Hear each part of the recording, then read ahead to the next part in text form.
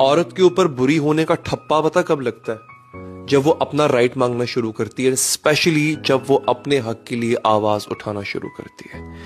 आपसे वो ना एक मेमने की तरह, एक बकरी के बच्चे की तरह वो मैं करके आपके पीछे चल रही होती है, तब तक सब ठीक है। आप उसको अंडर द थंब रखते हो, वो खामोश रहती है। आप उसको टाइम नहीं देते हो, वो खामोश रहती है।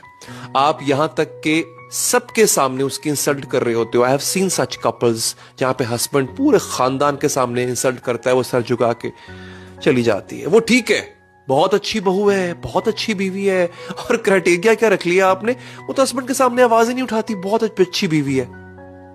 ये क्राइटेरिया तुम्हारा? And the moment the day when she asks for her right, due right, आप सबसे पहला हमला, सबसे पहला अटैक उसके कैरेक्टर पे करते हो। आपके पास कोई लॉजिक नहीं है ना, not to give her right.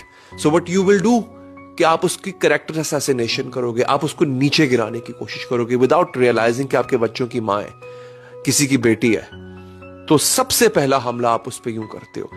आपको पता है कि आज जो वर्जन उसका अब क्रिएट हो चुका हुआ है, जहां पे वो अपना राइट मांग रही है, जहां पे वो चाह रही है कि उसका खर्चा उठाओ, दो उसको पैसे घर चलाने के लिए, अगर वो हाउसवाइफ है तो, जहां वो आपसे आपका टाइम मांग रही है, जहां वो आपसे आपकी लॉयल्टी मांग रही है, कह रही है बस कर दो यार इधर उधर मुंह मारना, प्लीज मेरे बन के रहो।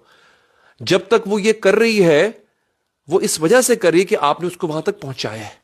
You have created the version of herself where she has started asking for it, and at one point she starts shouting for it. फिर आप कहते हो ओहो बदनामी हो गई।